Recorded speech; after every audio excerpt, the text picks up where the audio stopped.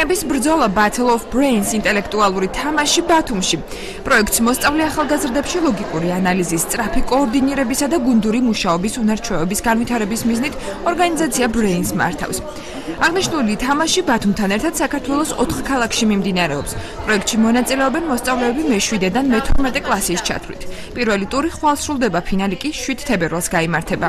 ამავე დღეს დასახელდება საქართველოს საუკეთესო გუნდი, რომელიც ბაკურიანში გაემგზავრება სრული დაფინანსებით, ერთი კვირით შემეცნებითი გასართობი ტურით.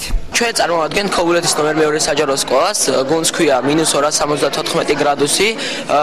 ამ თამაში ადრეც მიგვიღია მონაწილეობა ძალიან ბევრჯერ და უკეთესი მომავლის საშენებლად გამოგვადგება მთელი ცხოვრების მანძილზე.